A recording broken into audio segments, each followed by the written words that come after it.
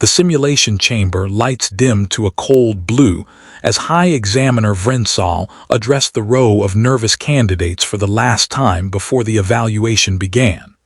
"I want to be direct with all of you," Vrensal said. "The unbroken test has no solution.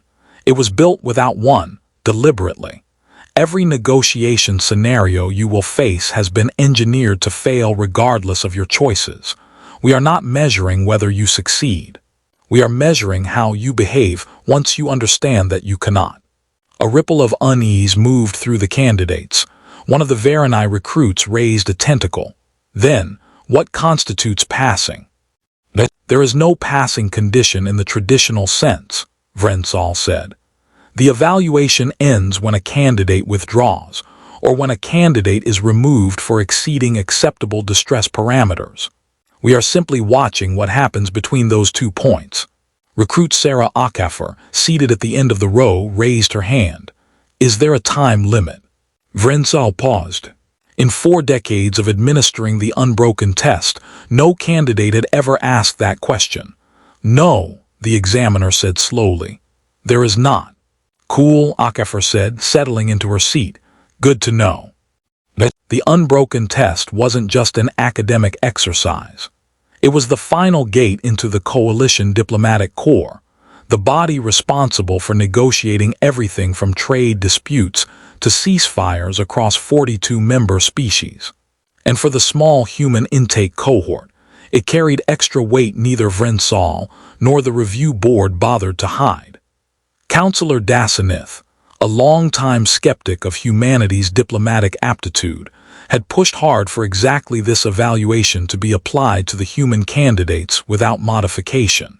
Diplomacy, he'd argued in committee, requires the ability to accept an unfavorable outcome gracefully.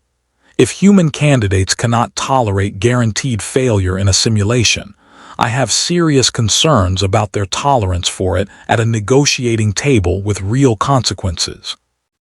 The historical data seemed to back him up, at least on the surface. Across 4 decades, the average candidate lasted 40 minutes before withdrawing. The longest recorded attempt by a notably stubborn Threll negotiator was 2 hours and 11 minutes before the medical team pulled her for exceeding safe stress parameters. Every human candidate who'd attempted the unbroken test before Akafer had withdrawn within the average window, not because they lacked skill, but because, as one had put it afterward, there's no point playing a game you're told in advance you cannot win. Dasanith intended to use this cohort's results as the centerpiece of a proposal to cap human placement in diplomatic roles going forward. Akafer's evaluation, scheduled for that afternoon, was about to become far more consequential than anyone in the observation gallery expected. 3 hours in, Akafer was still negotiating. The simulation had cycled her through crumbling trade agreements, collapsing ceasefires, and increasingly hostile counterpart AIs, each scenario resetting into a new flavor of unwinnable the moment the last one closed. She hadn't found a solution, there wasn't one to find, but she also hadn't stopped. Vrensal, reviewing her biometric data from the observation booth, called in the medical monitor. "Her stress markers are unusual." "Unusual how?" Dasanith asked, arriving to watch what he assumed would soon be a 4th failed attempt. "They're not climbing the way they should," the monitor said. "By this point in prior evaluations, we typically see acute distress responses. Hers have plateaued.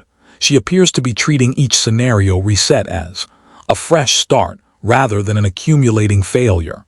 It was Vrensal who finally understood why, pulling Akafer's service record on a hunch. Years of long-haul survey work on outer colonies, postings that sometimes stretched for months without resupply, without contact, without any guarantee the mission would produce useful data at all. She had spent years of her career doing work with no promise of a successful outcome, simply because the work itself still had to be done. "She's not trying to win," Vrensal said quietly. "She never was. She's just doing the job in front of her, the way she always has, for as long as the job needs doing." That was the reveal that reframed the entire evaluation. Not that Akaffer had found a hidden solution, but that guaranteed failure simply wasn't the psychological obstacle for her that it was for everyone else who'd taken the test. By hour 6, the observation gallery had filled considerably.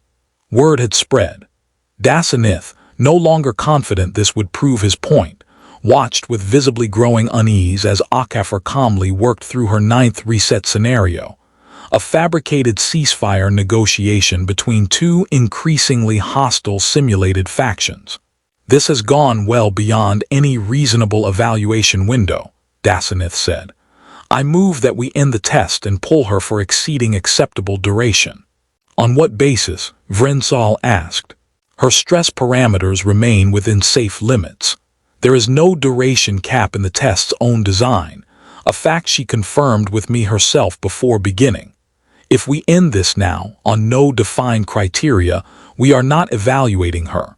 We are simply deciding we don't like what we're seeing. Dasanith didn't have an answer for that. At the 7-hour mark, Akaffer did something no candidate ever had.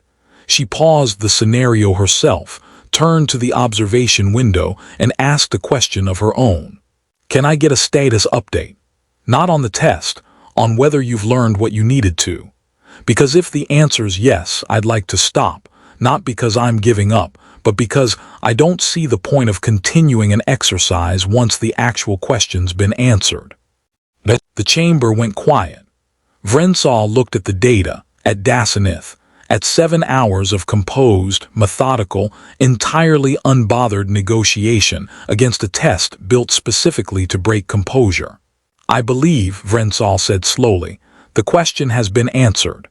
Akaffer nodded and ended the simulation herself, the first candidate in the test's history to conclude it on her own terms, rather than being removed from it.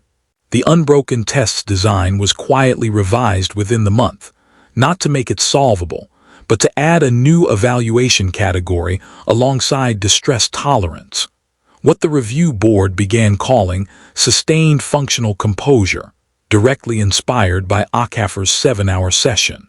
Dasanith's proposal to cap human diplomatic placement was withdrawn before it reached a formal vote. In its place, he submitted a much shorter memo recommending that human frontier and survey service backgrounds be considered a specific asset for postings requiring extended engagement, without guaranteed resolution. Vrensal requested a follow-up conversation with Akaffer, less as an examiner and more out of genuine curiosity. In 4 decades, no one has ever asked me if there was a time limit before we began. I figured it mattered, Akaffer said. If there wasn't one, that told me the real test wasn't about finding an answer. It was about whether I'd still be showing up in hour 7 the same way I showed up in hour 1. And if there had been a time limit, Akaffer shrugged, then I'd have just done the job until the clock ran out instead.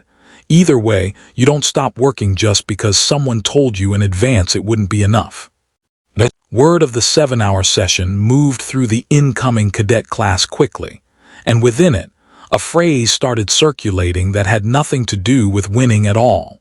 Just a quiet standard, borrowed from one recruit's first question in a chamber built to break people. Ask if there's a time limit, then act like there isn't one. There isn't one.